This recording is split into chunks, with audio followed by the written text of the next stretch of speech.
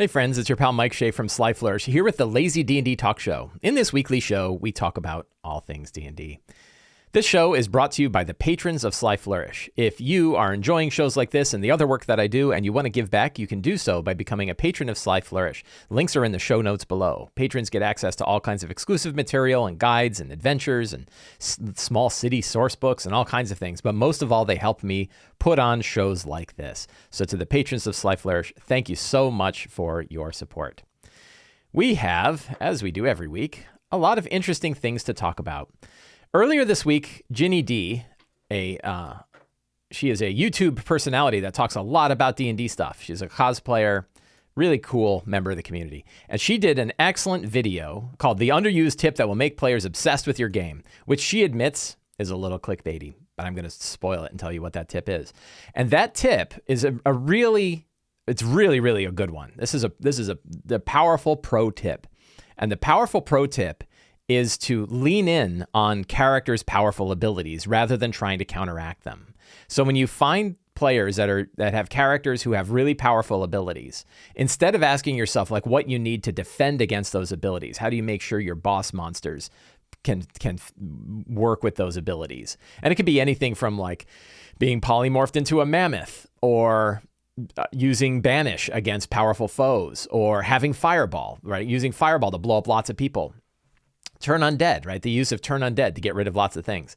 Instead of saying like, okay, I need more powerful undead, or I'm going to put a monument in place that gives undead advantage against saving throws for turn undead. Instead, lean into it, right? Throw lots of monsters that can be turned. You put piles of low challenge rating undead monsters and set up situations where the cleric is like in the center of like hordes of undead coming in, and let them hit it. Same with fireballs. Instead of saying like, if a character is like, I want to throw a fireball, how many can I hit? Instead of saying like, well, they're all spread out, like they know about fireballs, so they're careful about spreading out. So you might hit 3 or 4. Instead, like have hordes of guys that are running in a fireball formation. Like, oh, there's this huge horde of hobgoblin raiders that are charging at you all in a 20-foot radius circle as they run towards you, right? And then you get to blow them up and you watch hobgoblins explode through the air like fireworks, right? Think about how to lean in on those abilities and showcase them instead of setting them aside. This gets into an idea that I've been kicking around, and I've talked on this show before, called the lightning rod. Sunjammer says, predicts Mike Shea will say lightning rod soon. It's not really a big prediction because it's in the show notes right here. It says it right in the second line of the show notes.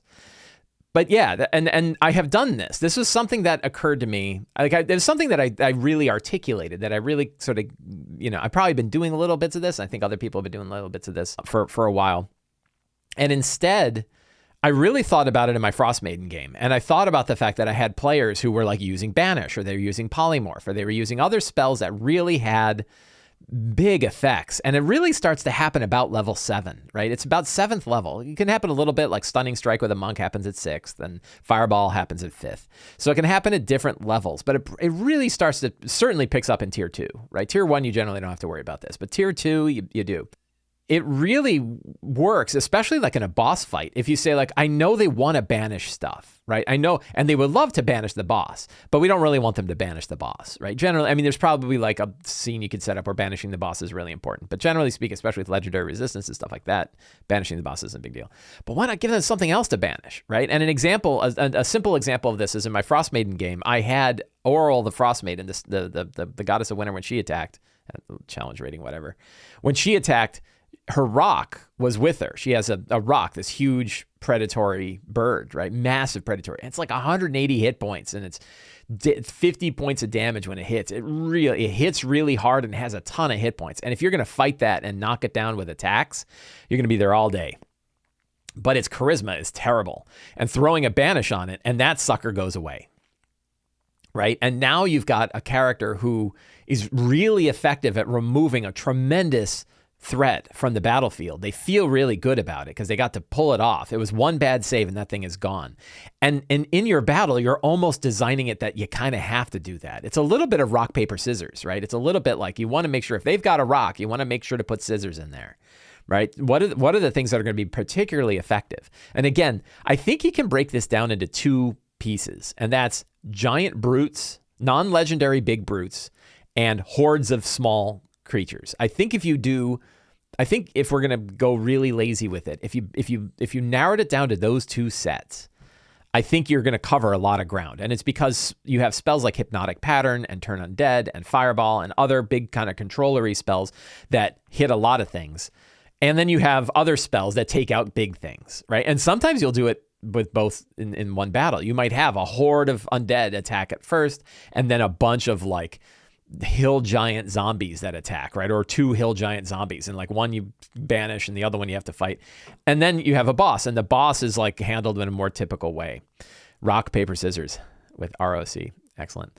So I really like this idea, and I think it's pretty powerful. I wrote an article about it on, I don't know, earlier this week that I'll probably publish sometime. And I think I'm going to do a short video about it as well, because I think it's a really, really powerful ability. And the main thing is like you're showcasing the characters. This is really like being a fan of the characters, right? Being a fan of the characters means setting up situations that make them look awesome. And that's different than setting up situations that limit their abilities that you think are kind of broken. And I'm definitely like a DM who gets like, I get grumpy when I see characters that come in with abilities that feel like they are overpowered for their level. Notorious for the Circle of the Moon Druid, right? With all the changing of Circle of the Moon. Well, think how cool Circle of the Moon could be if there's like a whole group of monsters that just attack the Circle of the Moon Druid, and the Moon Druid gets to rip through those things in bear form, right? That's really cool and fun. And that means like the challenge rating of the battle might go up because you threw a lot more, but there's cool things there. There's cool things that you can do. So you can see that. And then there's other times like, if they pull it off all the time, right? Well, then some of the battles, they're just going to dominate, and that's fine. But then when you really want those big challenging fights, think about how you can lean into those abilities that the players really want to use. So I think it's a very powerful thing. Now, on the other side of this, I will say players can be nice too, right? And DMs are one brain. We're busy. We've got a hard job, right? And players can be nice too. And I'll give you an example, and that's like paladins don't have to smite on every attack, right? Like maybe just limit yourself to one smite per round instead of like alpha striking the boss just to do it, right? Same with like Monk's Stunning Strike. There are certain abilities where you're like, I'm pretty sure they forgot a word or they forgot a phrase, and they probably forgot once per turn when they did Monk's Stunning Strike. And the idea that monks can stun multiple times a turn by blowing key points, particularly against legendary foes, that's a really, really hard ability. So maybe if you're playing a monk, be nice and only stun once per turn, right? You don't have to optimally fire off your character every time, particularly if you're thinking like, wow, this is going to be a great way to short circuit this fight. Do you really want to short circuit it? I'm not so sure. I remember my friend Teos, who I'll be talking about, Teos Abadia, Alphastream, had a great story about, I think it was probably in the 3rd edition days. And he was sitting down at a table with a group where it was an Adventurers League group. And he sat down at a table where everybody else kind of knew each other except him. And I'm probably embellishing this story a little bit, but I think that the main thing is here. And he said that the players all sat down and they were playing through the adventure. It was like a mid-level adventure, mid to high-ish. And the players are all just looking at their character sheets, and the DM is describing what's going on, and they're not really paying attention. And then a battle happens, and they say like, okay, this monster comes out, or these two monsters come out.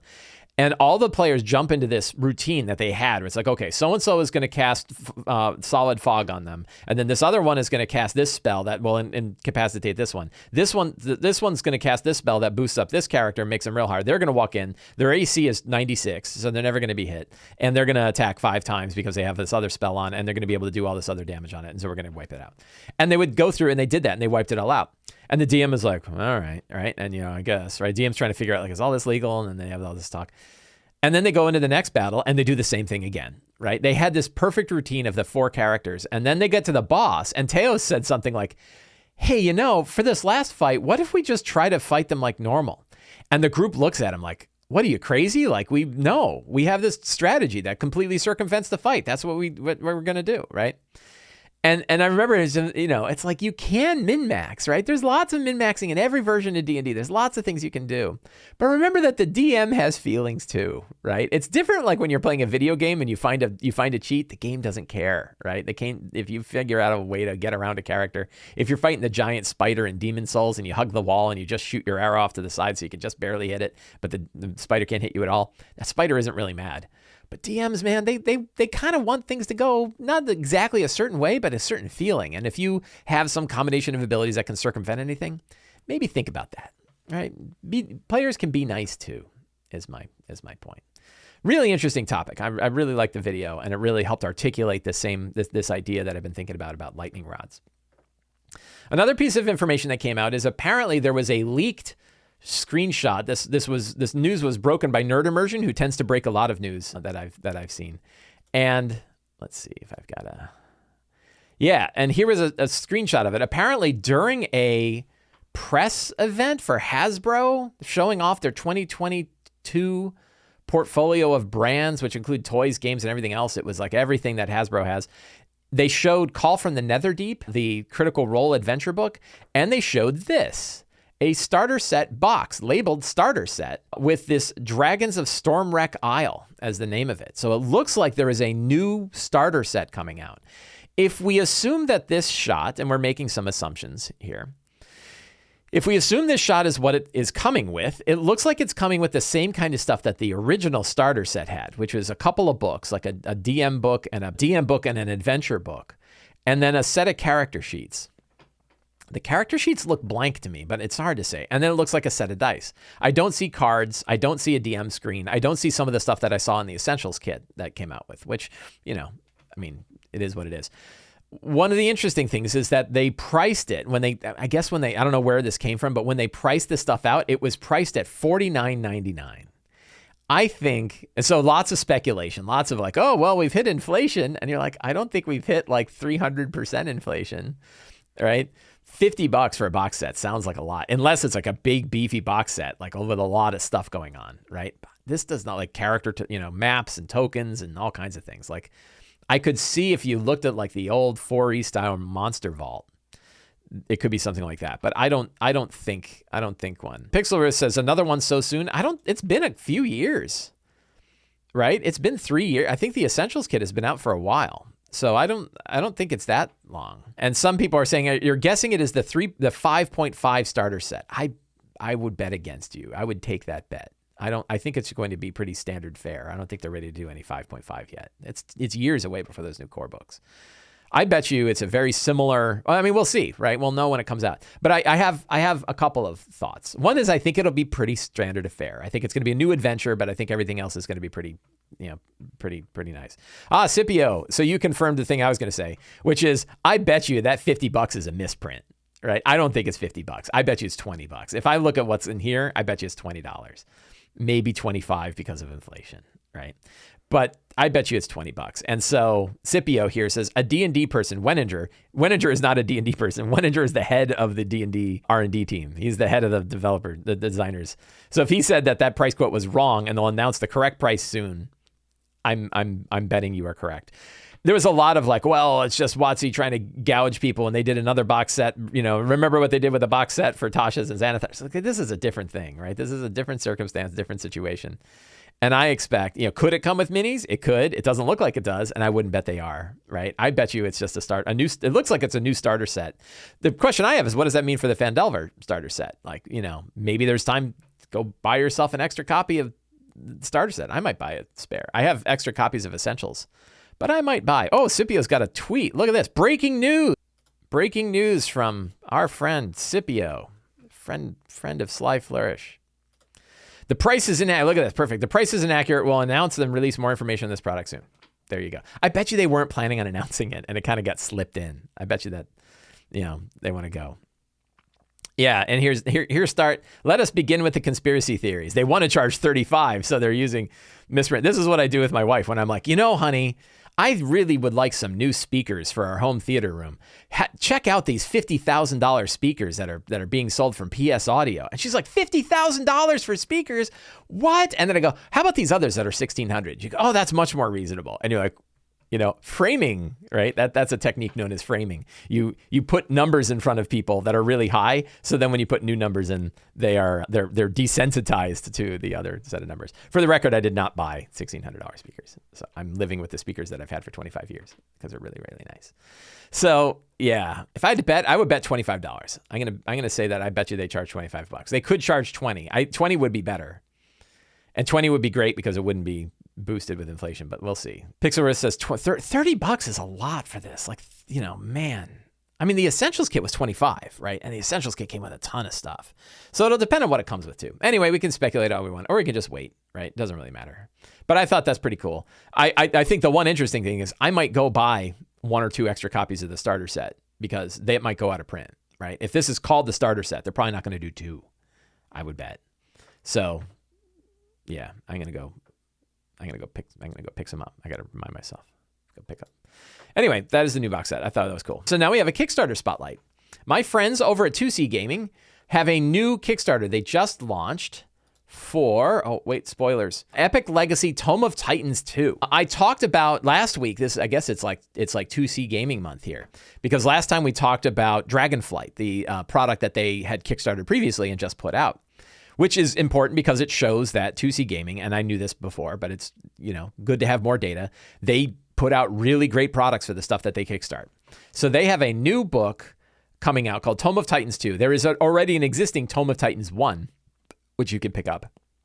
And this really leans in on 2C Gaming's area of expertise, in my mind, which is high power monsters, right? We talked about those crazy mythic, what were they like? Epic mythic dragons that they did, where they're like the stats are way above anything that you would face in traditional vanilla 5e. And this one is very similar. So it is a book of big ass monsters. I'm pretty sure when you get the hardcover version, it does not include like a liquid crystal front display that shows cool things up. But that is that's some pretty neat graphics there. Lots of different monsters that you can have for standard and epic level play. So it leans in also on their epic legacy system, the idea of doing D&D above 20th level and how you do that. So you can play beyond 20th level. And this is more monsters to help in that area. But also they can be used just as high level monsters for your traditional 5e. And tactics, everybody's, a big complaint about 5e is that the monster stat blocks don't include tactics. We're going to talk a little bit more about this. Interesting lore and traits and everything like this. There's some promos. You can download some promos. We're going to look at one of these. And very, really neat. With a former funding, let's see, one subsequent funding, a Titan magazine, we have collected Volume 2 Titans available for your perusal. Click through the links to download the promos as they become available. So and to show the full table of contents, lots of big things. If you've seen the Tome of Titans 1, it's really, really cool. And this is the kind of book where, like, it's not likely you're going to run a lot of these. And I mean, I don't know, but like we know that not a lot of people are playing high-level D&D. That doesn't mean books like this aren't enjoyable, right? I enjoy looking at high-power monsters. I just like reading them. I don't have to run them all the time to really just enjoy reading them. So that's one where like I dig this. And also there's opportunities for like one-shots. Like 2C Gaming at conventions runs like 20th level one-shots, right? Where you have like one great big battle. Epic Legacy, you can advance to 20. So if you're not familiar with their work and you want to get involved, this is a great, Kickstarters like this are a great way to get into the back catalog of the creator too. So really, really cool stuff. $25 for the PDF plus all stretch goals that are tied to the PDF. Print and PDF is $55. That's a pretty reasonable price. So good, cool stuff. But let's look at an example of one of their monsters. I do have a complaint. I'm gonna formal complaint. I am a sucker. I have certain monsters that I really dig, right? I love vampires. I love liches. Those are two. Balor, whenever I look at a system, I always go to the Balor because it's like, I know what a Balor is like and I want to see how they do Balors. But Balors, liches, vampires, I do those. Crazy, sentient, evil moons. I love crazy, evil, sentient moons. They're just cool. And so they have one here, the Doom from Beyond the Stars. Null Thume, right? Doom from Beyond the Stars. Very cool. So I click. Here's my complaint. When you're gonna offer samples like this, and I'm gonna ask Ryan about this. Don't make me log into your system. Don't make me buy a $0 product. Don't make me log in. Just give me the product, right? Just put it there.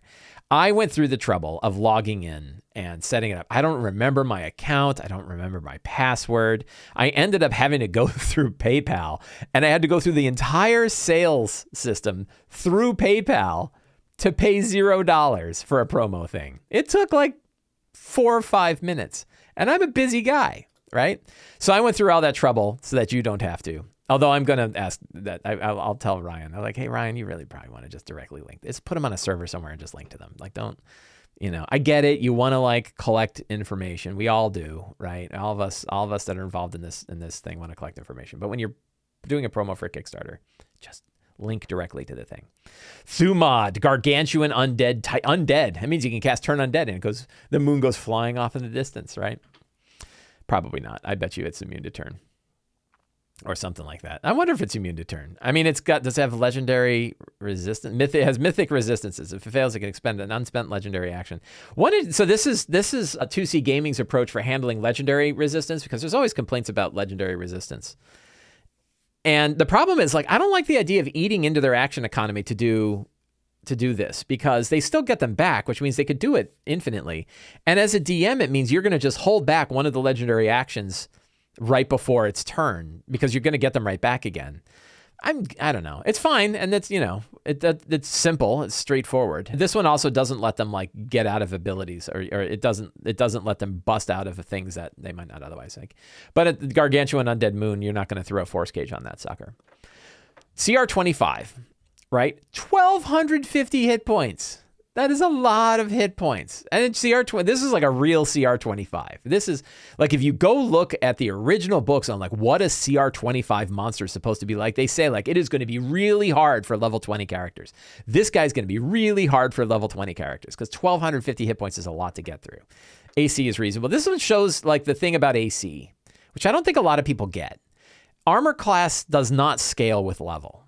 Armor class is a distinct feature of a monster that could be low or high depending on the story of the monster. That has nothing to do with challenge rating. So if you're thinking about AC, and if you're doing any kind of like math, don't assume AC travels up. 'Cause like AC 17, I mean, you can get that at level 1 as a player, right? And you can face monsters that have that at like level at CR 1, right? So AC does not go up, but hit points certainly do. Like 1,250 hit points.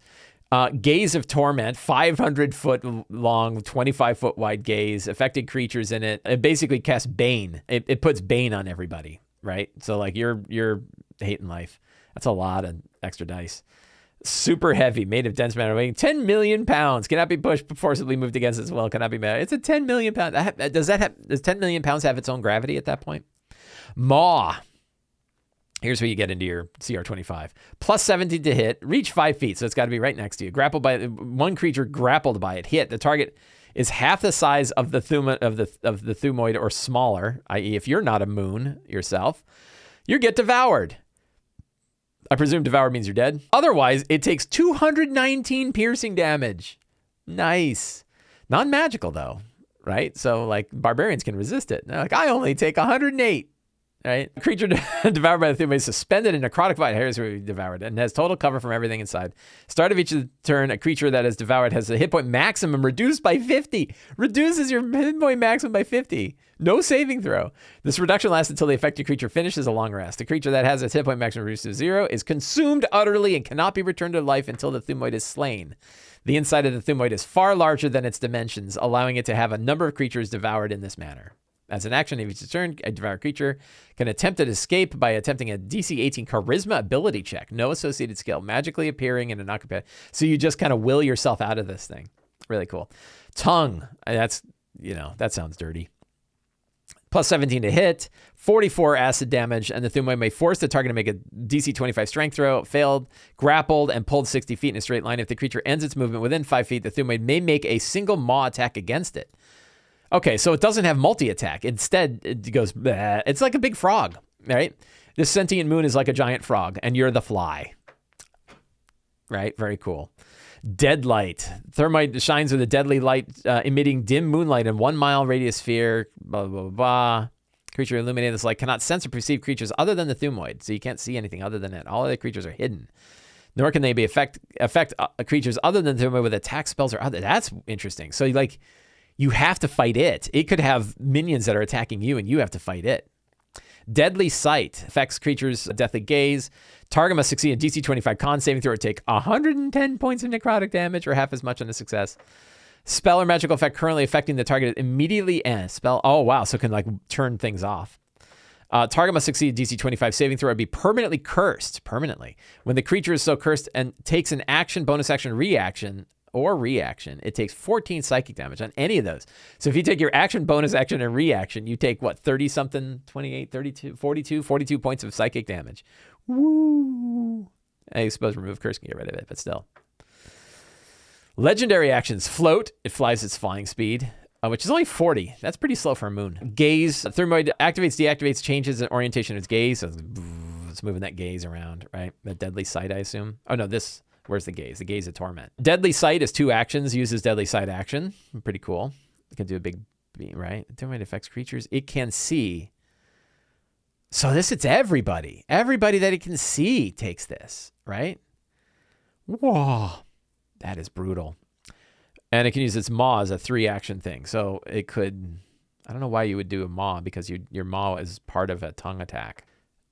Deadly sight. So really, but one thing I dig about this is like, this is about as hard a monster as you can imagine running, right? And the stat block is pretty reasonable. I think I could run this, right? I think I could run this and not completely screw it up. So I really dig it. Anyway, you want a book of monsters like the Thumoid, like giant evil frog moons? 2C Gaming has you covered with the Epic Legacy Tome of Titans 2. Check it out. They're great people, awesome books. They are doing hard, high level. They're doing the God's work, right? They are making really powerful high CR monsters. I trust them more than I trust WotC to be able to make really good high power CR monsters. So check their stuff out. It's great.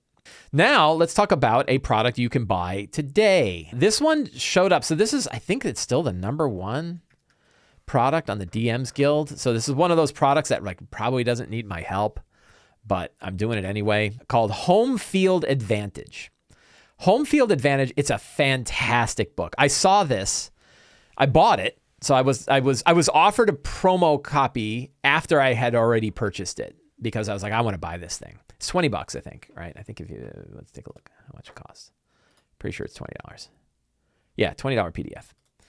So I bought this because I was like, ooh, I really like this idea. It is a big book filled with lair actions for almost every monster in the monster manual. I'm gonna go with many monsters because I didn't count. I didn't go look.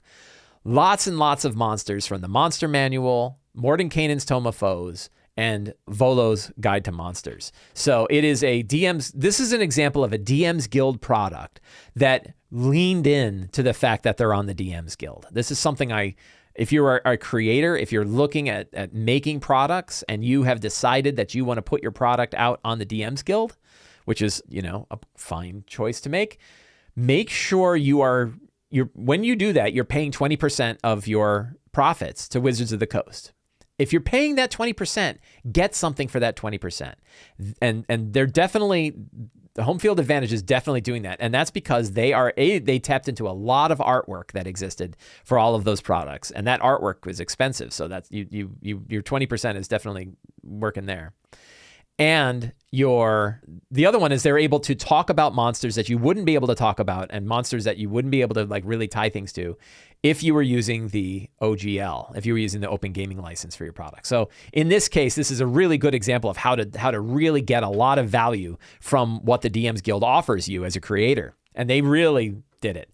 So Home Field Advantage is lair actions for all kinds of monsters, low-level and high-level monsters. Oh, thank you so much. I didn't notice that they had done this, but I'm very happy they did, which is a clickable table of contents. That's something else you can do to be really nice. So let's take a look. Let's do like a small one. We'll do the Bandit Captain, right? Bandit Captain, very straightforward monster, right? Some gangs protect their lairs and territory. They have a good little description. So what is it? This is a book of lair actions, right? If you're familiar with lair actions that you have that are typically only done for legendary monsters and usually only high-level legendary monsters, this gives it to everybody. Everybody can have a lair action. And that's such a great thing. And they're real. I've been reading through. I spent a good piece of yesterday reading through a bunch of these, and I love them. They're really good. And they do something very interesting that I want to talk about. So, lair actions on initiative count 20, right? Which I think is the same for all. They follow the same format for legendary actions that WotC does. So it's really good. Bandit Captain rallies its gang by insulting its enemies. Each of the Bandit Captain's allies within the lair gain 5 temporary hit points, and each creature of the Bandit Captain's choice must succeed in a wisdom saving throw or be frightened of the Bandit Captain. One thing they mention, which is worth doing, is anytime you're running a monster that has the lair actions, its challenge rating is considered one higher than what its base challenge rating is. So in this case, it shows that a Bandit Captain with the lair actions is challenge rating 2. But when you look at things like a DC 12 wisdom saving throw or be frightened, that's pretty powerful, especially against low level characters. Fear is one of those interesting things that's really, really powerful ability in low tier and then becomes non-existent. It has no threat at all in higher tier because you almost always have a way to get around it. Bandit Captain rolls over a table, swings from a chandelier, specifically placed rope, moving up to its speed. This movement does not provoke. That's great. It does like Errol Flynn cutting down the mast, cutting down the sail of a ship kind of stuff. That's so great. All right. Bandit Captain shouts for its gangs to cripple its enemies. They immediately resort to dirty fighting using underhanded tactics. Kicks to the groin, throwing sand in their enemies' eyes, activating booby traps until the initiative count 20 in the next turn. The first time an enemy of the Bandit Captain is hit by an attack from the Bandit Captain or a member of its gang, the creature must make a DC 12 saving throw. On a failure, it suffers one of the effects. It's blinded, knocked prone, grappled, or unable to speak because you got kicked in the nards. I don't really have anything to say. And then another one, it looks like they got 4, right? The Bandit Captain whistles for reinforcements. 3 thugs. Well, I'll tell you, that one's powerful because thugs are hard. It could be up to 5 additional thugs. That's going to change your battle. I'd be careful with this last one here. 7 bandits arrive to provide assistance emerging through doors. Really cool. But you can imagine, and it's got regional effects, right? Which are kind of cool. A lot of these have regional effects. So that is an example. I mean, that's a low, like you want to have a boss fight against a low power monster. Right? This is it, right? This is great stuff. Very usable. You can pull this stuff out and pluck it out. I would probably be careful with the challenge rating of some of these things. I think that they're harder even than the idea that they're one challenge rating higher. Many of them I have seen. Let's take a look at, let's do a mid-range one. What's a good mid-range one? Phase Spider. Let's do one of the ones from, let's do like a Shardarkai. Let's look at the Shardarkai ones because those are some really, this is again, like nobody's going to be able to do Shardarkai lair actions unless you're publishing something like on the DM's Guild, right? So different ones. So these are all for the Shardarkai. It groups them together. So you can kind of use these lair actions for any of the Shardarkai. I haven't looked at this before, by the way. I looked at a bunch of other ones. I'm picking some new ones. Shardarkai live in Shadowfell, location step in melancholy, imbued with the Raven Queen's magic. Ooh, grim. They have lots of tattoos and piercings. On initiative count 20, Shardarkai take the lair actions. Call upon the power of the Mistress of Death to seal the fates of its enemies. Once during the next round of combat, the Shardarkai can force a creature to re-roll an attack roll ability check or saving throw. Let's see, Shardarkai. Once during the next round of combat. Yeah, Shardarkai chooses which of the 2 results to use. Excellent. So it's like bad luck. Gloom, the lair of the Shardarkai. Shardarkai creates a 10-foot radius sphere of magical darkness centered on a point, which lasts until the Shardarkai dies or uses another lair action. A creature with dark vision can't see through this darkness, and non-magical light can't illuminate it, but the Shardarkai can see through it. That's really nasty, right? Shardarkai pulls on the umbral forces of the lair. The next time the Shardarkai hits a creature with an attack, the creature must succeed a DC 14 con saving or charisma saving throw, or the Shardarkai rips away its shadow, animating it as a shadow under the Shardarkai's control. It pulls your shadow and makes you fight it. The shadow persists until destroyed or until the Shardarkai uses lair action again, which means it might only last a round. That's kind of nice because you're not handling a lot of things. Creature does not cast a shadow until dawn. Remove curse or greater restoration spell cast on the creature destroys the shadow instantly and returns the creature's shadow to normal. Very cool. And then it looks like it's got some specific ones for each of the different kinds of shadows. So really neat stuff. Oh, yeah, cultists. Let's look at cultists. What's a cult fanatic lair action? I actually looked at this one. This one was one. Let's see. We've got to look at our cult fanatics dwell in hidden shrines, defile temples to dark gods underground. That's why I love them so much. Lairs are redolent with incense and the blood of sacrifices. One can always hear just beyond the next passage the chanting of worship and darker things. Dark altar. One object in the fanatic's lair is designated as its dark altar, a relic defined by the vile energies of the entity of the fanatic worships. While near the dark altar, some of the cult fanatics' abilities function differently. On initiative count 20, yada, yada, yada, can't use offending sex. If the cult fanatic can touch the dark altar and it can see 10 or more allied creatures, it may deal 17 necrotic damage to itself and all allied creatures within 60 feet to summon one aberration, fiend, or undead with a challenge rating of 3 or less. It can sacrifice themselves to pull in a fiend. Very, very cool. The creature's not controlled by the fanatic. So once it gets free, if the fanatic survives that, it might just turn around and murder the fanatic. That's pretty awesome. One creature within the Cult Fanatic's Lair hears dark whispers echoing malign purpose of the place. The creature must make a DC 11 charisma save or become frightened. The creature that fails to save can see the dark altar. It takes 3 psychic damage and must move immediately to use its reaction if available to move as far away. So like you run. Remember, frightened doesn't mean you run. Frightened is very specific, and sometimes frightened means you run. The followers of the fanatic are suffused with dark energy until initiative count 20 in the next round. Cultists, aberrations, fiends, or undead that can see the cult fanatic gain advantage on attack rolls, but attack rolls against them have advantage. If an affected creature dies within 20 feet of the dark altar, the cult fanatic gains 7 temporary hit points. Very, very cool. Twice per day, cult fanatic calls forth followers. Up to 1d4 cultists emerge from hiding occupied, so you can bring in more. If this ability is used within 20 feet of the dark altar, it instead magically summons 1d6 crawling claws, lemurs, manes, or slod tadpoles. Very cool. I love it. This book is packed with this kind of stuff. How many pages is it? It's a great big book. 236 pages, right? Great big book. I wish it was in print, right? Really good. And the art is great. I mean, a lot of the art I think was taken from previous books that WotC had put out, but it really works well. It's really excellent, right? I love this book. I think it's fantastic. It is currently the #1 bestseller on the DMs Guild, and with good reason. It really hit a niche that didn't exist. And I would certainly use this. As a lazy DM, I think it's fantastic because if I want to run a boss fight, I can just run and grab this. I don't have to come up with my own crazy ass mechanics for running a boss fight.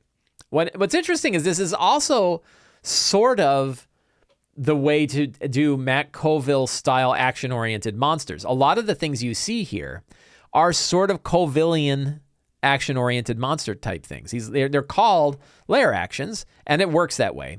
They still fit that same model, right? That you get to do things that change up the environment. So if you are looking for the Colville style action-oriented monsters, you have them here. The other interesting thing is that this book works really well because there are now new versions of a lot of these monsters coming out, and yet these are not going to be out of date because they're not directly tied to the abilities of that monster, typically, not that I've seen. So it means that this book is going to survive the change of Volos and Mordenkainen monsters. So great stuff. And look, new vampires, right? New vampire lair actions. I love me some vampires. So it is called Home Field Advantage. And you can find a link to this book in the show notes below. $20, definitely worth it. A really, really, really, really great tool. It always excites me to see stuff like this. So that's fantastic. My friend Teos Abadia, Alphastream, wrote 2 articles recently, 2 really interesting articles that continue a series of articles that he's been talking about for spellcasting monsters. Look, I misspelled it. Monsters. There we go. Monsters. The first of these was the future we want for spellcasting monsters. I immediately hit him up on Discord and said, when you say we, who do you mean? Are you trying to tell me what to think? Don't tell me what to think. I will decide if it's the future I want. It's the future you want for monsters. And maybe it's the future I want, but I haven't even read your article yet. You're already telling me how to feel about it. So he gives the disclaimer that we all love 5e. We all love, that we respect the designers of 5e, and that's all great. And really it comes down to how Wizards of the Coast has been changing, particularly spellcasting monsters. And we're seeing the results of that in Mordenkainen and Tome of Foes. We're seeing it the Mordenkainen's Monsters of the Multiverse, which we've been talking a lot about on this show. But you can also see it in books like Wild Beyond the Witchlight, and I think a little bit in Dragon of Icespire Peak, or not Dragon of Icespire Peak. What is it? The other one, the one with the Frost Maiden, Rime of the Frost Maiden. I think they did a little bit in there too. And I don't know that all of us are happy with how this is going out. I'm not happy, but I don't know what I want. Right? When he says the future we want, I don't know what future I want. Right? I know there's a few things I know. So anyway, he has a really good article, and he talks about, and he brings up really good examples like the Hobgoblin Devastator, who we had in, I think it was in Volo's Guide, and now we have a new version. And he talks about like, I like this one. He brings this point up, that the action is the quarterstaff plus 3 to hit, 4 bludgeoning damage, or 5. Like, that's 3 lines of text for something you should never do, right? You should never have a Hobgoblin Devastator who's a challenge rating 4 monster, right? Poke somebody with their staff, right? Instead, all of the challenge rating is piled into the stat block. And it's like, that's a lot of stuff, right? It's a lot of things to know about, and slots and, things like that. Arcane Advantage is pretty cool, right? And then they have a new one, and he shows the new one. The first thing he says, it can make 2 quarterstaff attacks, and the quarterstaff is 4 bludgeoning or 5 plus 13 force damage. So now at least if you're hitting with the staff, it still sucks. It's still plus 3. But if you hit with the staff, you're still doing like, what is that? 17 points of damage per hit. 2 of those, that's a reasonable amount of damage, right? And they got rid of most of the spells and instead replaced it with this devastating bolt, and it can do 2 of these attacks, right? Plus 5 to hit, 21 force damage, right? So way easier to run. And I think Teos makes the point that like it hits above its challenge rating, because as we know, one of the things about Wizards of the Coast monster design is hit really hard in low challenge ratings and hit really lightly in high challenge ratings. I don't know why that is the way it is, but it feels like that's the way it is. I know you can argue with me. So really hits hard, right? And then he brings up a very good point, which was when they talked about the design, when you heard Jeremy Crawford talk about the design of monsters, one of the ideas behind it was that we're going to it's not we're going to get rid of spells for monsters. We're just going to refer to them differently. And we're going to put spells that aren't really part of the challenge rating of the monster in the stat block. When we list out spells, we're not expecting that a DM is using those spells. We're expecting they're using their actions, right? And we will put things in the actions that they use. So you would think like it's mostly utility-based spells. It's kind of the spells that monsters might use when they're not necessarily in combat, or if they're in combat in a weird situation that makes it kind of impossible for them to use their standard approach. Then why is Fireball and Lightning Bolt in there, right? Like these other ones make sense. Mage Hand, Prestidigitation, Fly, Fog Cloud, Gust of Wind. I get those. Right? Those are kind of utility-ish sort of spells. But Fireball and Lightning Bolt, like why put those in there if you have Devastating Bolts? Right? Like I think you're still better off with Fireball twice a day than you would be with Devastating Bolts. You can hit more targets and stuff like that.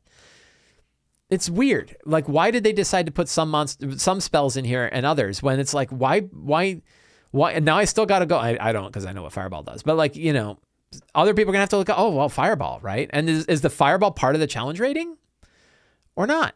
Right? I don't know. Because like a Fireball is going to do more damage, certainly, than a pair of Devastating Bolts is going to do. Right? Like 21 force damage for 2 targets is not even close to 28 damage to multiple targets that you get with a Fireball.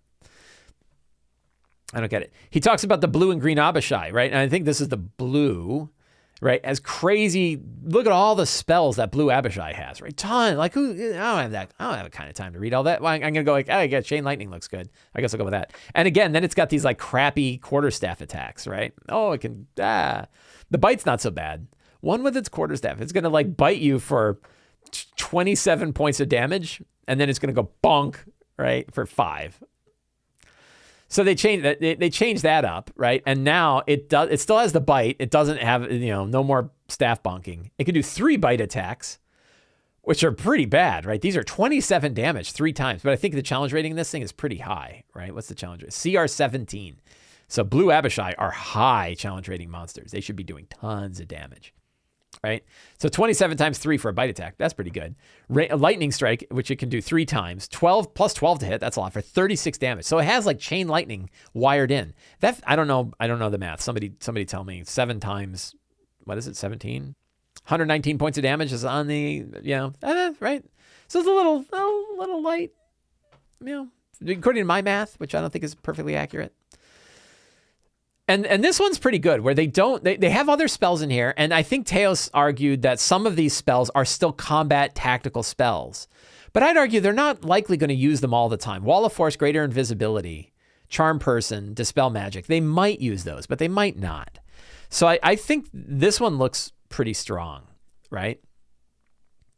And so Teos goes into more stuff. Really good. He talks about the Drow Matron Mother, which I think I talked about too, with its crazy anemic tentacle rod, the 3 damage tentacle rod at challenge rating, whatever. It's really high challenge rating. and talks about how it shrunk it down, right? Yeah, CR 20, right? And he brings it up. These are pathetic, giving this challenge rating 20, which should deal 123 to 140 damage a round. Wasn't this revision supposed to remove trap choices and bad damage? He's saying that like that demon staff or the tentacle rod is a trap, right? Like if you're using that, you're probably going to fail. Like it's going to be very, very weak. So he has a really good thing. One thing another complaint about his article, and I love Teos to death, right? We talk all the time. I don't think he actually says what the spellcasting thing is that he wants, right? The future we want. I don't remember the future being in here. But really interesting take on it. And then he brought out a new one, the future, how WotC already found. So he and myself and Scott Fitzgerald Gray were having a conversation and talked about some of the things that he had. And he brought up that like, hey, they used to do it differently, right? And that if you look at some of the lower ones, they used to put spell descriptions. And so instead of having like Arcane Burst, they would actually have spell descriptions like Magic Missile and Ray of Frost in it. So like the Master of Souls, right, has Ray of Sickness and Chill Touch and Scorching Ray inside its stat block already. And why did they decide that that wasn't a great idea? I don't know. Anyway, really fascinating pair of articles. Really, really good stuff. And interesting because I don't know what I want. I can't decide. Like part of me, I was talking with him about it yesterday, and I was thinking like, well, you have sort of the 4E example. Let's do a thing from the past here. I actually went, thanks to the patrons of Sly Flourish, and bought a digital copy of the Monster Vault, the 4th edition Monster Vault, which I consider to be the best monster book for 4th edition. If you're going to play 4th edition D&D, I really like this. And who did I want to look at? Lich, of course. Always be looking at the Lich. Whoops, I skipped ahead. Here we go. Lich Necromancer, right? And an interesting thing is I'm stuck between two areas. This is what a 4th edition Lich looks like, and it has things like it's an elite, so it counts as like 2 monsters of its challenge rating, right? That's why it's got a lot of hit points. And everything's kind of wrapped up into traits. It's got a necromantic aura. It talks about the soul phylactery. It has a vampiric touch, freezing claw, enervating tendrils, shadow walk, and lich control, right? And I've run these monsters when I was playing 4th edition, and they didn't, like everything, they didn't hit as hard as I had hoped, and they were easily kind of pinned down by characters who had lots of control. Like every character in 4th edition was a controller. They could all control the battlefield. Everybody, fighters, every class had lots of kickers that they could do to control monsters. So I always got stuck with that. But one thing that didn't happen is like when I ran a Lich Necromancer, I didn't screw it up. I ran it like it was supposed to run because it wasn't hard to run it. But in the end, I looked at it and I was like, this doesn't feel like a Lich. Like there's nothing about the 1,000-year effort that the Liches spent studying arcane magic, and the end result of that is enervating tendrils. This feels like a flame skull to me, right? This feels like a fancy flame skull. And I'm not picking on 4E. Like that's kind of the style. And again, it was easy to run.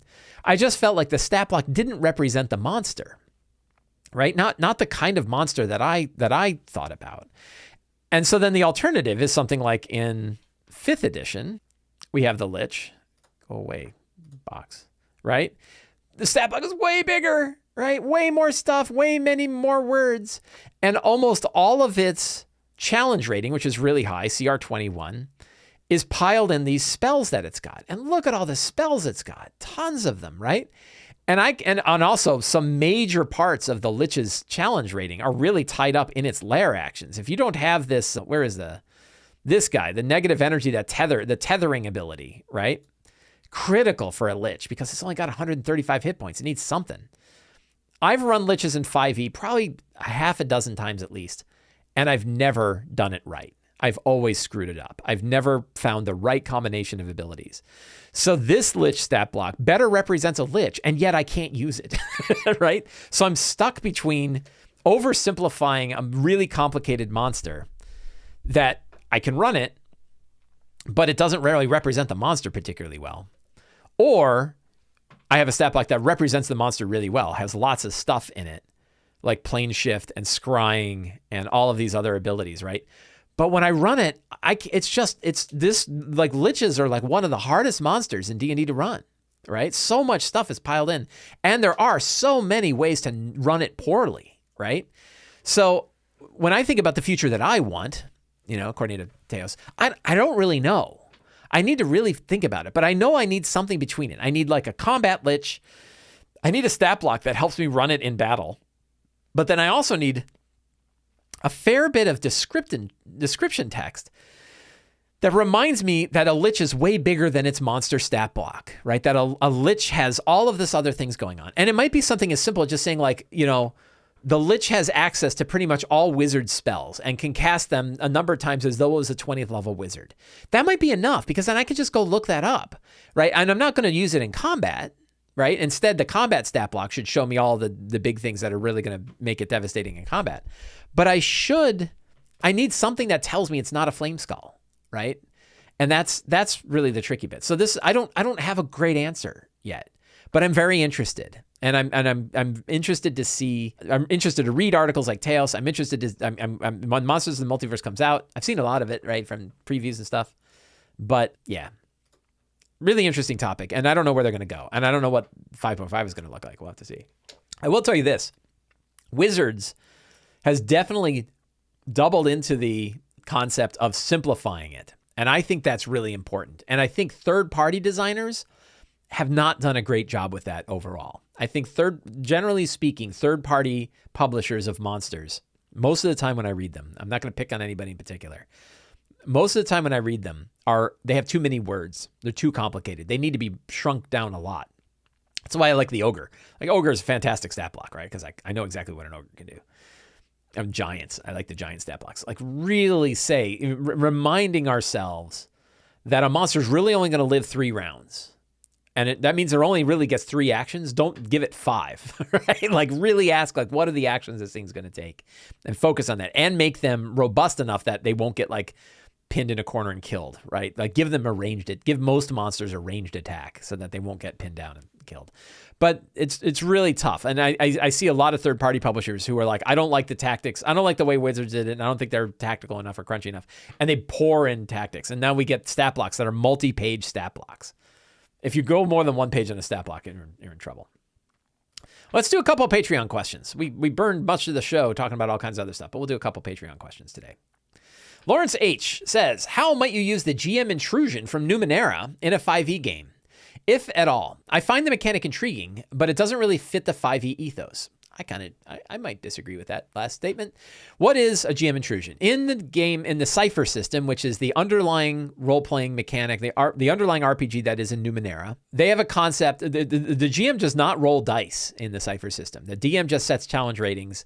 The GM pretty much mechanically does 2 things: sets challenge ratings and does GM intrusions. That's pretty much what a GM does.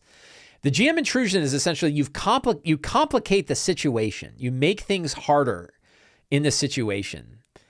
And in payment for that, you offer up experience points to the player whose life got harder because of the intrusion, right? And the player gets 2 of them and takes 1 of them and hands them to another player and drags that person in.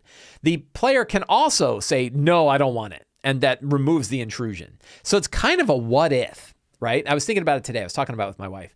And I was like, it's sort of like a what if. Like, what if this happened? And then you dangle a couple of experience points, right? Like that could be a way to do it. The obvious way to bring that into D&D is with inspiration, right? We can use inspiration is actually a pretty poorly described mechanic in 5e. And yet it's still a nice one. It's still pretty powerful. And we can do a lot with it. And one of the things we can do is exactly this. The world gets more complicated. The situation gets harder, but you get inspiration, right? And you can make like harder for a character, but also give them inspiration at the same time. Now, the tricky bit is that you generally only have 1 inspiration. So if they already have 1, you're not really helping them, right? That could be a problem. I really like to use inspiration in 5e for players who are willing to put their characters in risk. So the one who's going to be first through the door into the unknown, and a player who's willing to take that thing to move the story forward, I often give inspiration for that. But the other thing is I'm a lazy DM, and a lot of times I just start and say it starts with inspiration. Make sure to spend it before the end of the session so I don't have to really worry about it. But the other thing is you can use inspiration in a similar way to the GM intrusion in that you can award it for making the story more challenging. You can also accept inspiration in return to make the world a little easier instead of as a reroll, right? You could say, if you're willing to give me your inspiration, this other thing might occur. Like you might find a ledge up high that's going to be a better vantage point for shooting with range attacks. I'm making that up, right? But if you award inspiration, the world changes, right? So there's some options there. Another one is, I don't know if it's in the DMG. Someone can remind me if this is in the DMG. But I know that the Oracle of War Adventures for Eberron that came out on the DMs Guild, they had an idea of hero points, which is essentially you could be awarded one or more hero points, which were D6s. And it was treated very much, I believe, like Bardic Inspiration. You could add a D6 roll to any attack roll or skill check or anything like that. And you could collect them up and you earned them. You could do the same thing. You could essentially hand D6s to people and say, I'll give you this hero point because this situation went bad. And you could give 2 and say, who do you want to drag in? And they give 1 to somebody else. You could certainly do something like that. So there's a few ways that I think it could fit in. To me, the idea of inspiration is around where you might consider doing the GM intrusion. The other thing is you could just do it, right? Don't offer anything, but sometimes the world gets harder. I don't think that's a terrible, if it's for the fun of the game, it makes it interesting. I think it's worth doing. JCC says, I'm preparing a Roman Colosseum style campaign to run at my LGS. I wanted the table to feel open to new players, but I know there are seasoned players planning on joining my game. How would you recommend I ensure that there is always room for a new player each week? That's tough. One way I think you might be able to do it is essentially say you can sign up for 5. We have 5 seats that are open. You can sign up ahead of time, right? And kind of make them sign up every week. And then there's always a 6th slot that is open and you don't let anybody sign up for it, and drop-ins can use that slot. And maybe the drop-in is a new player, maybe they're not. The problem is if people become aware that you're doing it, they're going to just seek that drop-in slot anyway, and you're going to end up with a 6th player who's also experienced. It's hard to separate out your new players from your seasoned players. Another way is if you specifically want to run a campaign for newer players, set up a campaign like that and ask people if they want to join in and make it clear like you're going to talk to them and interview them, right? I think when you're doing a group, I think interviewing players is a fine way to build a really good group. And one of the things you can interview for is, are you new to D&D or are you a veteran? And if you're a veteran, well, we have other veteran games that you can sign up for, but this one's really for new people. And that way instead of kind of making it open for anybody to join, which is fine, right? But you're just not necessarily going to get new people if you do that. This way, you're actually designing an adventure for new people. So, I mean, getting groups together and getting them to work well is the hardest part of D&D. So you're hitting that same problem. I don't think there's an ideal way to do it. But those are 2 options. Keep a seat open that no one can sign up. Let people sign up for it except for keep 1 slot open. And the other one is to do signups and go interview and look for new players. Nicholas F. I ran my friends through Curse of Strahd and they loved it, but they didn't like that it stopped when they were level 11. I'm running Wild Beyond the Witchlight next, but that only goes up to level 8. I'm considering leveling them up twice as often, but bumping the difficulty to match. Other than just using the monster dials, adding more monsters and increasing DCs, are there good ways to increase difficulty that are still fun? Or is this all just a colossally bad idea? There's room between doing this and it being a colossally bad idea that I will offer up. One of the things that we often forget about is that levels have a meaning in the world, right? Levels are not just power. They're not just character power. The level means something, and the tiers mean something. The kinds of adventures you do in tier 1 and tier 2 and tier 3 are very different from one another. If you level a lot faster, the kinds of challenges and the kinds of quests that you're going to put in front of the characters in Wild Beyond the Witchlight are going to seem too mundane for the players. That's not the kind of problem they solve. Witchlight is really a tier 1, early tier 2 game. If you're tier 2, when the game is expecting you to be tier 1, the players are going to have not just a lot more tools at their disposal to deal with the problems that they would normally face, which are not just combat, right? It's not just the difficulty of foes. They're also going to have tools that should make it a lot easier for them to bypass the problems that tier 1 characters would be facing. So, do I think it's a colossally bad idea? No. Do I think it's a good idea? Probably not. If they liked being level 11, another consideration is doubling down on the concept of the Domains of Dread and digging into Van Richten's Guide to Ravenloft, my favorite D&D book of last year, certainly favorite first-party D&D book of last year. And letting them explore other domains of dread that have sort of a cascading or a growing threat, right? And that way you could go to 20 because there's probably domains of dread. Many of the domains of dread are not intended to be these super high power things, but some of them are. You fight archmages and stuff like that. And you could certainly scale those up and go a different route, right? Pick a different story.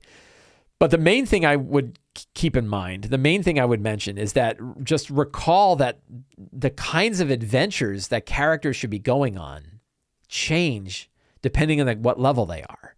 And it's more than just turning the dials. It's definitely not just like making the monsters harder. Like you can do a high level Feywild adventure. I just don't think it's well beyond the Witchlight, right? I think it's something bigger than that. I think that the scope and scale is bigger than that. You could probably take a lot of themes from the Witchlight and sort of dial them up, right? Before not just monster dials and stuff, but like change the theme so that it's a lot harder and a lot higher. But the other one is if they want to really go higher than level 11, maybe stay with those level 11 characters and build some new adventures, right?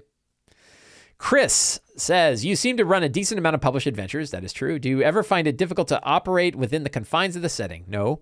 For example, I'm going to start running Dragon of Icespire Peaks, and I worry that some place that isn't too far away from the action, such as Neverwinter, might draw the party's attention. The adventure, as you know, comes with next to no information on locations and that don't pertain to the quests. I appreciate any advice on not getting overwhelmed with the feeling of needing to know the entire setting inside and out. So yeah, that last sentence is the big one, isn't it?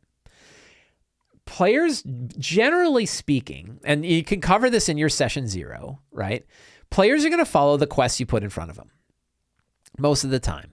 If areas, like you might mention Neverwinter in passing, but unless you have drives and motivations that clearly mean the players want to go to Neverwinter, they're probably not going to go there, right? They're probably going to follow the lines of the quest that you've got. If you focus on locations and quests, if you're running like a West Marches style game where it's like wherever direction they go is wherever the game goes, that might be a little different. But I think generally speaking, you know, the quests that you put in front of them, the jobs that you put in front of them, particularly with Dragon of Icespire Peak, like Dragon, I don't think it was ever a risk that players were going to go off the rails with Dragon of Icespire Peak because it's such a focused way that it runs. It's a quest board, right? And the quest board has quests and you go pick up the quest and you go do the job. So I think that's the big one. You only have to worry about, first of all, you're human. So you don't, if let's say something comes out, oh, Neverwinter, what's the deal with that? Well, it's like, oh, well, let me tell you about the Primordial who almost destroyed the city. Like you don't need to know the lore. And you could just say, hey, I don't know. Like I'll read about it, right? I'll go hit the Forgotten Realms wiki and read about Neverwinter. Maybe like if you really want extra credit, you go buy the Neverwinter book that came out for 4th edition because it's got tons of stuff about Neverwinter. So I don't think you have to worry about it that much. And, you know, just like we talk about focusing the adventure on what's in front of you, the players are going to focus on what's in front of them. They're not likely to go like the worry that Neverwinter is going to draw the player's attention. Like is that really a risk? Like it never even occurred to me that would be a problem when I was running Dragon of Icespire Peak because like, it's mentioned a couple of times maybe, but like if it's not in front of the players, they're not going to go run off and grab it. So I think we generally, even in a West Marches style game, we're driving we still talk about what's out there. And we know that the things are out there are the things that they're going to go to, maybe. And the things that aren't out there, they're not going to go to, right? So I don't think it's something that you need to worry about too much. The idea of not getting overwhelmed is focus on what's in front of you. Think about what's in front of the characters. Offer them some options, right? And they're probably going to take one of them. Yeah, I think that's the case. I hope that helps, Chris. Broccoli says, in our in-person game, I run mostly published campaigns, and we like having combat with miniatures on a grid. Oh, cool. I like to be prepared when running my game, so I don't really like drawing the maps during the session. Oh, this is a good question. I remember reading this. I only do this for smaller improvised scenes. I haven't figured out how to print the maps that our published campaigns provide at an appropriate size. So I draw what I need during the session prep. I like drawing maps, but it takes up a lot of time, and that's not really following the lazy DM approach. Do you have any tips on preparing and using maps for in-person games? That is really hard. This is a really tough question. Getting good at being able to quickly draw maps can help. Some people, if like figuring out like the kinds of things you really need to draw when you draw a map is important. By the way, you can get big rolls of gridded paper, like butcher block paper, and draw maps on there. Some people love to use like cheap ass wrapping paper because there's usually a grid on the other side of wrapping paper, 1-inch grid on the other side of wrapping paper. So you can draw maps on those and sort of set them aside. That's a way to do it. There are two sources, and I'm gonna have to whip them up here. There are two sources that I recommend when you're thinking about how to draw maps. One of them is Dyson Logos. Dyson Logos is, of course, our friend Dyson. One of the things that Dyson has somewhere, is it under his maps? Is he has this key, right? And this key shows what the shapes are for things that you would draw on a map. And you can kind of learn these shapes. They're very simple. They're very straightforward. Learn what they're like and use them. Like an altar is just a square with a couple of dots, right? I have like my tricky, I don't think he's got one for this. He's got the circle with a star for a statue. I like to draw two ovals, a small oval and a larger oval that looks like the top of a humanoid statue. That's my little trick. I like do one oval and then a little circle inside, and you've got yourself a humanoid looking statue with two motions of a pen. Picking up very simple designs like this sloped elevation, right? There's little dashes that go up to an area. It's good to pick up, I think, and learn like how to do double doors, 2 rectangles, right? Use rectangles for doors is a real good one. I often do like 2 small squares and then 2 lines that connect them to show a door. If you come up with these things, you can draw them relatively quickly. You're not going to do all the hashing, right? Like Dyson hashing takes forever or can take forever. But these are really good. This kind of style, what curtains or tapestries look like, this is really good. It's funny that there's not a lot of resources for how to draw maps. Like this is an untapped area. Help me learn how to draw maps quickly, right? But another one is called Map Foo by Chris Perkins. He wrote this a long time ago. And I think it's like in the Wayback Machine. So Chris Perkins, boy, this article was hard to find. So I'm going to, definitely you will find this link in the show notes. And boy, man, don't kill your articles, wizards. Some of these. So Chris Perkins talks about the kind of style he uses when he is drawing maps. And he shows these little tricks, like how do you do rubble, big blocks and little dots, right? Statues, circles with stars inside, pits, these little dodges. And just learning how to draw simple maps, like look at this elevation he's got here. This is probably not super fast, right? Minimal furnishings, just show the stuff that really matters. But look at like his careful stuff here, right? Look how he uses blocks, right? His walls are double thick. They're not just one line. He does these like double thick lines, right? So I think it's useful to learn these tricks so that you can draw them. And I think that you can, if you know that you're gonna have areas that you can draw ahead of time, drawing them out on paper, right? Cut up, you go get some cheap paper, draw it on there. It'll look really nice. You can slide it. Another trick that I have that I adore is get a big acrylic sheet for your table. You can get them at Home Depot. A 24 by 36 is about as big as you want to get. Any bigger than, like you can get a 36 by 48, but they're really big. But like a 24 by 36, maybe a 36 by 48. You get a 36 by 48 too. And I use blue sticky tack on the bottom to keep it so that when it sits on the table, it won't slide around, right? And you can slide maps underneath it. And it gives us really nice surface that feels great with miniatures. You can draw on it with a dry erase board, so you can draw effects that won't screw up the map that's underneath.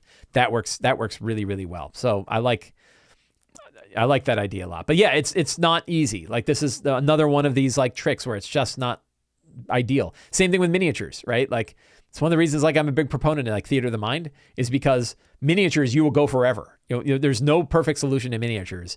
And if you start buying miniatures to represent monsters, you will never stop. I can share this. I can share this with experience. So broccoli, really good question. Probably something I want to dive into more. I think that's a really good topic.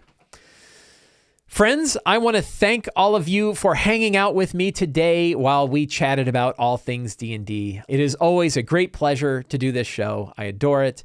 Thank you very much for hanging out. If you enjoyed this show, you can help me out by subscribing to the Sly Flourish newsletter, supporting me directly on Patreon, subscribing to my videos on YouTube, or picking up any of my books. Thank you all very much. Have a great day, and get out there and play some D&D.